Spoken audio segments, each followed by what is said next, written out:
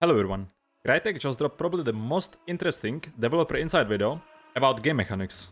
You'll see me expand on some topics, tell you my opinions, and at the end of the video, you'll see everything that Crytek has confirmed so far. And oh my god man, after 11,000 hours, I'm excited to play new game, that's all I'm gonna say. New game, dude. Hello, I'm Dennis Schwartz, Design Director for Showdown. Today we are going to talk about our design goals for some of the subtle and substantial game mechanics changing with our August launch. We will be touching on trait changes, reducing stalemates, as well as changes to our gunplay formula. Let's go. Let us start easy. We are bringing back Witness as a regular trait for everyone to equip in a menu for 5 upgrade points. Witness allows you to see nearby dead hunters and recently deceased monsters in Darkside. Are you gonna use this? 5 points? It's great if you wanna loot, if you wanna make sure if you like you kill someone, you wanna make sure they didn't revive, they are still dead. You can easily count all the bodies through Darkside. They didn't say how many meters the range is. I think it's like very good trait. But 5 points, I don't know if I wanna spend, you know? Oh, but you know what I mean. We are reorganizing the existing trait categories for a more interesting mix of traits and how players can acquire them. No longer are there only regular and burn traits. Instead, some traits will get the burn or scarce attributes, or both. Or both. Scarce traits can only be found in the world and cannot be equipped from the menu with upgrade points. Yeah. Shadow and the returning Shadow Leap are both examples of scarce traits that are not burn traits and remain on your hunter until you're defeated or fail to extract. Nice. Yeah, so the frustration if you die with Shadow is gone. Now you keep it until your hunter fully dies, until you go back to menu basically. And surely being back, oh my god. And it's a scarce trait, so you can only find it in game. I think it's gonna be great because, you know, it's a scarce trait, it's rare, no one is gonna expect you to Shadow Leap. So dude, Shadow Leap? Cannot wait, man. Look at this outplay.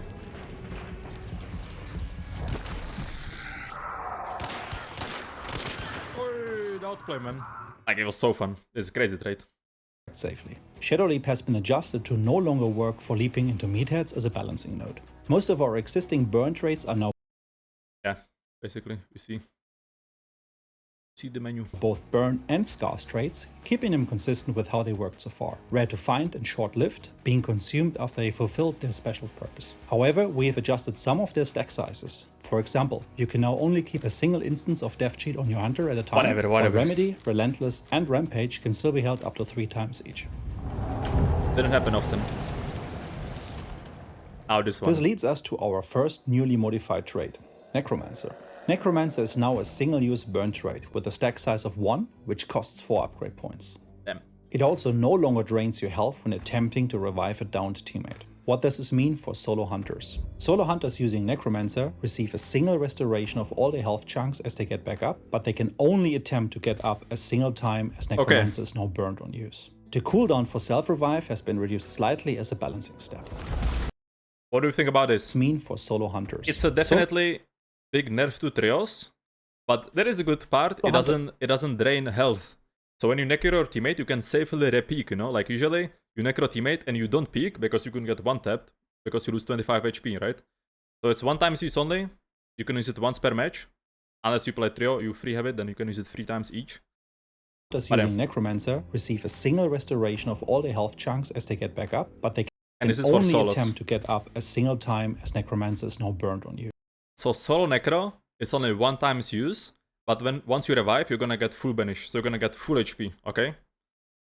So for me specifically, it's a buff because you revive once and then you die again. People always camp your body and then you cannot revive anymore. So what I usually do when I play recently, I just revive once and I go to menu, you know, because I don't wanna waste my time.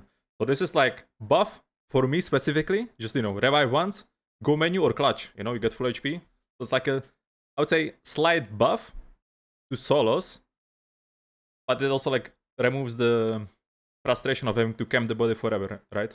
And you don't need resilience. So you actually save some trade points. What's interesting though, he talks like it's not stackable, but what if they made it stackable? Maybe not, like for solos it would be maybe annoying to have stackable, but for teams, I don't know. But they can only attempt to get up a single time as Necromancer is now burned on use. Yeah, so as a solo, you only buy Necromancer and that's it. No resilience. For teams, you still need to buy resilience and Necromancer. The cooldown for self-revive has been reduced slightly as a balancing step. Yeah, so Now it's like 10 seconds or 8. Reduced slightly.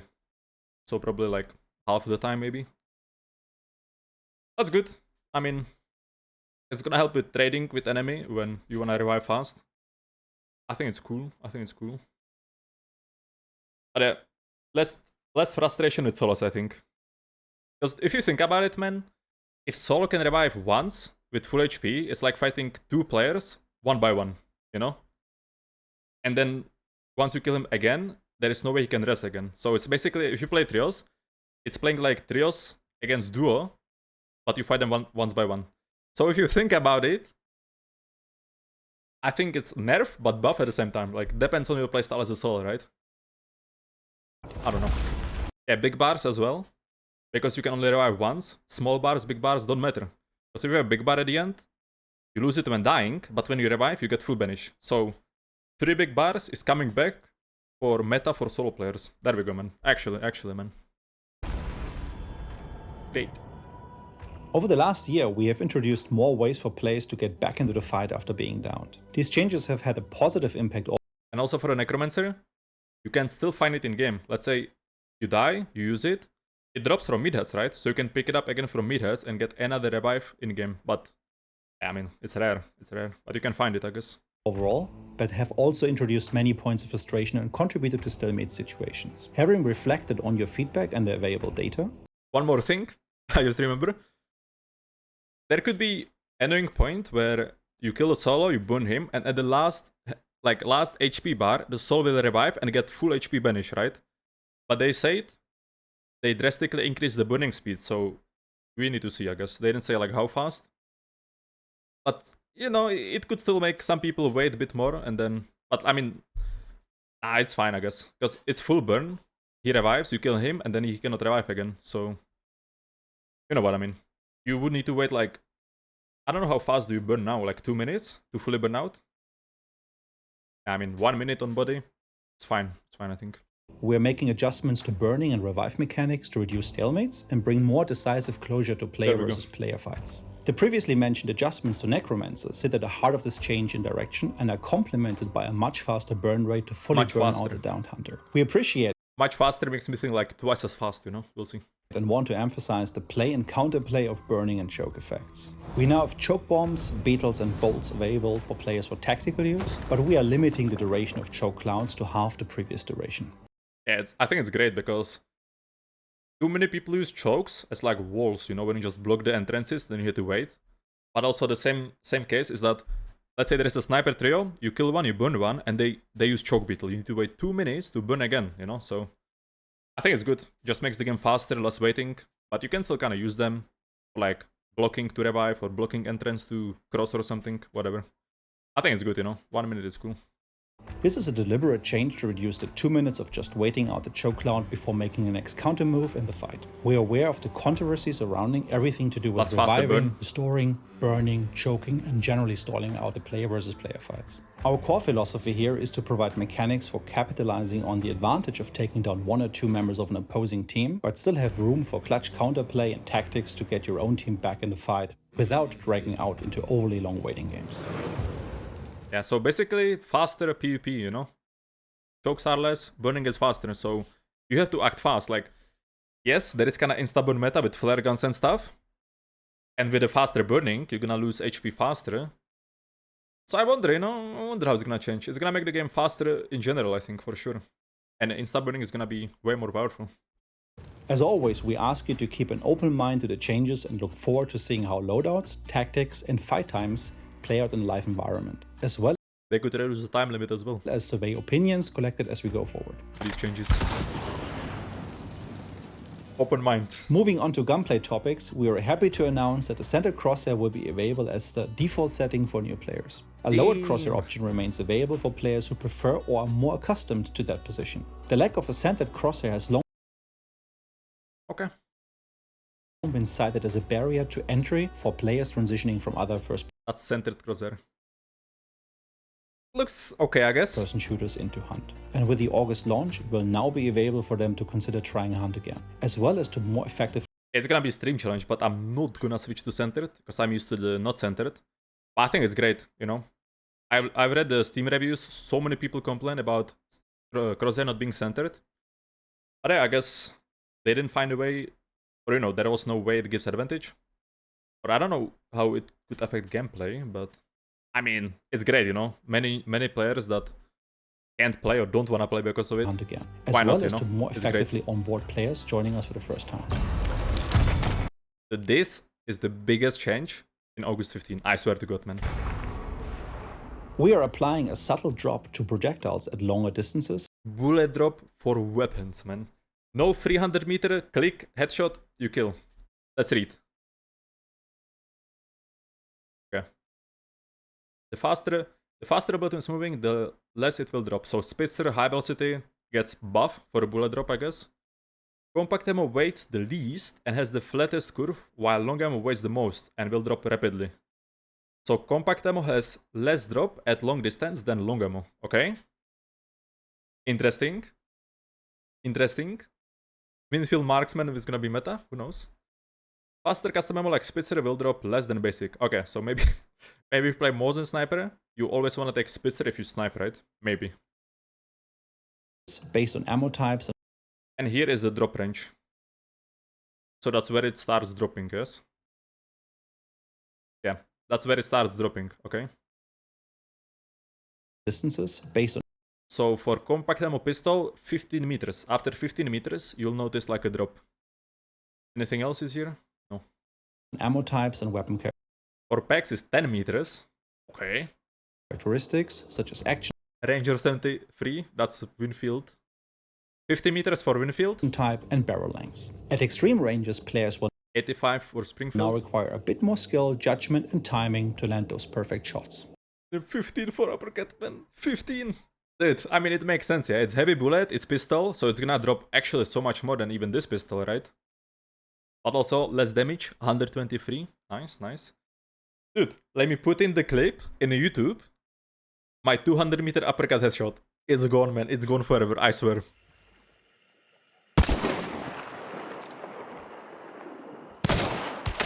Oh my god. We'll see, we'll see, we'll see.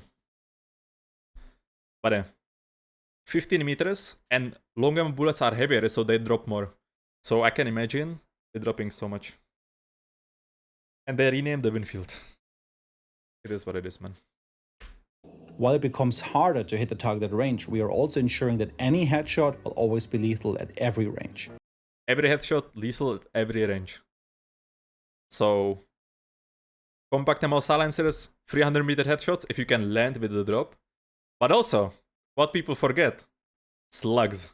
Do you think slugs will headshot at any range? Dude, slugs infinite headshot range, it must be affected, no? Also like Derringer pistol. What else could be like crazy, you know, if you think about it? Lot of things, lot of things. Making those kills even more rewarding. This notable change greatly mixes up weapon balance and the established meta, and we cannot be more excited for you to try all this out yourselves in August. While we expect speculation or opinions to run rampant with this news, can be assured, sentiment, data, and surveys will as always be the key measures. These changes, you cannot say much until you play, you know, because oh my god, man. You need to feel the drop, you know, you need to test it yourself, because by the numbers, like, you don't see the curve, you just see the numbers. I don't know. But yeah, after 11,000 hours, man, I'm looking forward to learning the game again. Like, you know, it's... The satisfying long-range headshots are so nice, but now it's gonna be way harder to hit them. But, you know, it's gonna be like, once you actually hit this one with the bullet drop, it's gonna feel so much more satisfying than currently anyway. But yeah, we need to feel the drop, man. We need to feel the drop. And the worst thing is, if, let's say they release it, and then they want to do like balance changes to the bullet drop, everyone is gonna be so pissed, because you're gonna get used to it, and if they change it after you get used to it, oh my god, man, it's gonna be annoying, you know? If they're gonna change the drop. I hope it's gonna be like tuned well, you know what I mean? But yeah, high velocity ammo is gonna be better for long range. What else? Am I missing something? FMJ won't be needed. You know, it doesn't increase the headshot range anymore. Did I miss something else in this video? Did I miss something else?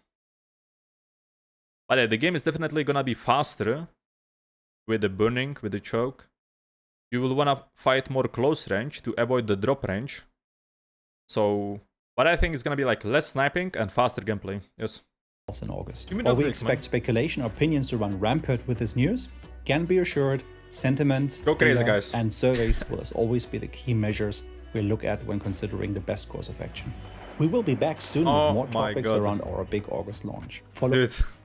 And as I say, there is a list of all the confirmed changes from Crytek coming August 15.